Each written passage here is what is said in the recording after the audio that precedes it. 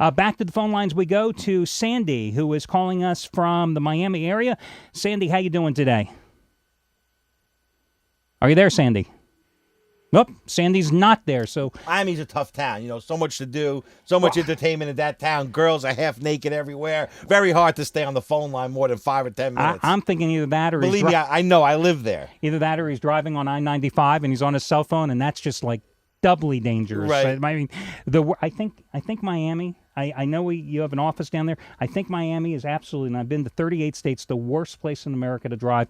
You take your life in your own hands every time you get on 95. Well, they got the knuckle drivers there. I don't know if you ever heard of these. These are the old ladies. They actually sit on a phone book, and they're still not tall enough. And all you see coming down the road are their knuckles. You don't even see their head. And it's like the knuckles are driving. It's ridiculous. But anyway, they're all going to the Rascal House, so it's all right. Okay. I don't know what it is, and I don't want to know what the Rascal House is. It's a famous deli on the beach. Oh, okay. Back to the phones we go to line number 5, where Evan from Atlanta is joining us. And let me guess, you want to talk a little Falcons-Packers, Evan, right? Bang. Yes, absolutely. Great to how you guys doing today? Great to get on the show. Well, we had talked about, you probably heard us earlier talk a little bit about the Packers-Falcons, but part of this show is finding out what you, the listening audience, likes. So let me get your take. You're there. You see Matt Ryan. You see the Falcons. You saw them almost cough up a 2-touchdown lead against Baltimore a couple weeks ago. You've seen them hold on at home against Tampa Bay. Do they win? Do they cover this game against the Packers? Well, that's what I was calling you guys about, but I definitely like them to win this game. I think they're very good at home. They're more capable of losing on the road than they are at home. I mean, since Coach Smith and Matt Ryan came aboard, I think they only have one loss at home under their tenure, and I like them at home. I think they can shut the Packers down and get the win here. Any thoughts for you guys?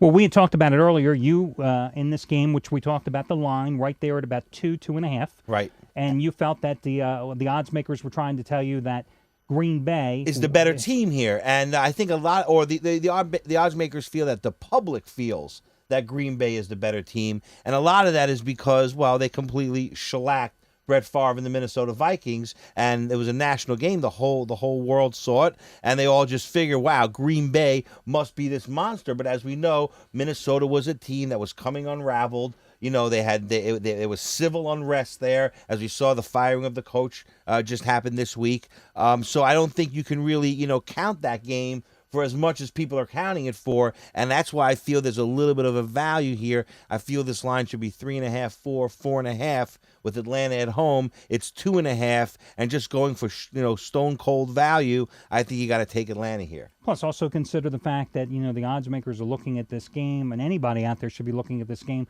Packers came out 9-0 shutout on the road of the Jets, a team that had won and covered 5 in a row. Packers came out, took care of business against Minnesota on the road.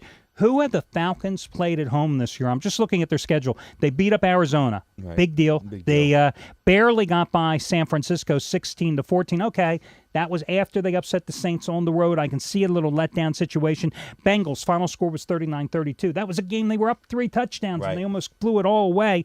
Baltimore almost gave away a big lead and nearly lost that game, if not for that heroic finish by Ryan in the final minute of play, driving the Falcons down. And then they beat Tampa Bay, and that was 27-21. And even that game, they had a bigger lead. They had to hold on, and I'm just not that impressed with the Bucs. So this is a team that really hasn't been challenged that much. I think some other teams out there, that play so much more of a killer schedule. This is just their lot in life. I mean, this is what they got dealt with. You only can play the games that you were dealt with.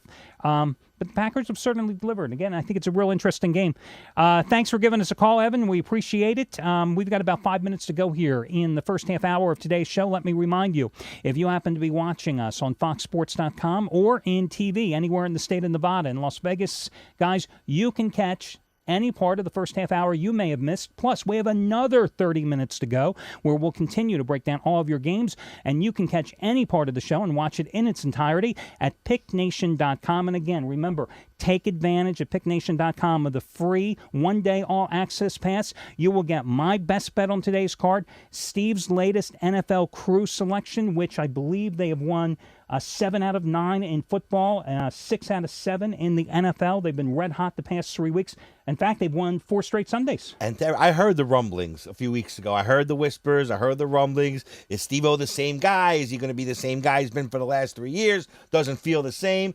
boom, we hit them right out of the box. 6 out of 7, 7 out of 8, and I hate to say it, but I am back, my friend. And the thing that you have to realize is that I'm a handicapper. Steve isn't a handicapper. Steve is relying on the contacts, the sources, the information he gets from his, as I said, sources that he established and built and really has harvested over the years from his contacts, being a former bookmaker and the guy that literally created the offshore sports book industry that we know today. Right. So if there's anyone out there that was that I respected, or whose plays I wound up not taking or taking and laying off, these are guys that I've kept in touch with over the years, and these are the same guys that I rely on now that I've switched sides, and instead of taking the bets, I'm actually going after the bookmakers myself. But it just also goes to show you that even those, I don't want to say wise guys per se, but even those guys out there, sometimes they hit losing streaks too. Absolutely. And in this year, where you have seen the underdogs have such an overwhelming edge in 8 of the first 11 weeks of the season,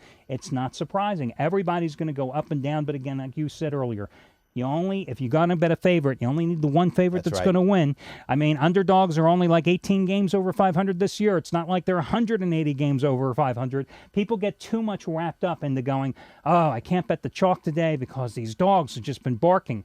We're talking 18 games over 500 over 11 weeks. This is not an overwhelming margin. And while I never go with my opinion out, I still have to decide with 6 crews to choose from. I still have to decide each week which crew to go with. So I'm looking at them all week long, not just on Sunday. I got to get a feel for who's hot. Exactly. And I'm going to always go with the crew whose opinion is sharpest at that time. Sometimes it works, sometimes it doesn't. Overall, for the last 4 seasons, an overwhelming success. Nearly 700 dimes of net profit in that 4-year period. So it certainly speaks volumes to the success there, and it certainly attests to it. When we return in half hour number 2 of the program, we'll be heading back to phones to pick up with Steven, who's calling us from Chicago. He wants to talk a little Carolina-Cleveland, one of the interesting games. And we've got a lot of interesting games here on the board. Yep. We haven't even touched about.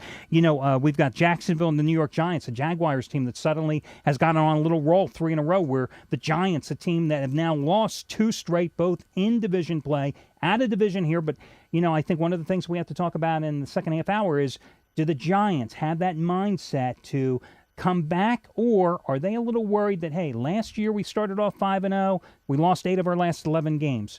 I've seen that. I've been in locker rooms. You've watched this movie before. Yeah, exactly. It's an amazing thing. People think, oh, these are professional athletes. They're getting paid all this money. They can just easily overcome these odds. But it's an amazing thing when you get 40, 50 guys in a locker room where the confidence either goes one way or it goes the other. There is never any in between. And a little stone, pebble rolling down the hill turns into a big rock sooner or later. And right now, that's where the Giants are. Do we rebound, or are we going to go down again? Going into 2 weeks ago, probably one of the hottest teams in the NFL. I mean, they were ahead of the Jets on the all-the-way money. I think they were as low as 7-1 to win the Super Bowl just 3 weeks ago. And then we've kind of seen them unravel, one of the top defenses in the league until they met Michael Vick. And there's another game that we have to definitely touch on. As a matter of fact, we'll ask our next caller, Stephen from Chicago, what he thinks of the Bears-Eagles game, because right now, we've seen a reversal of fortune in the past 2 weeks where now everybody's in love with the Eagles. Right. Of course, that's what happens when you score 143 points on a Monday night game and Michael Vick has 16 touchdown passes and runs for 400 yards in that game against the Redskins. Suddenly, everybody's jumping on the bandwagon. And we know one thing, bandwagon jumpers do not make money in Vegas. But it's an interesting game because the public's also in love with Chicago this year, too. 7-3, first place tie, I think, with Green Bay. And they've won 3 in a row? They won 3 in a row. So, you have that. I don't know. I don't think they're really as good as everyone thinks they are either. So, it's a very interesting game from that perspective. And again, guys, you can go to picknation.com where you can watch the entire first half hour of this program in its entirety. And remember, we've got another 30 minutes to go. So if you're watching us on foxsports.com or in TV in Nevada, make sure you check it out right now at picknation.com.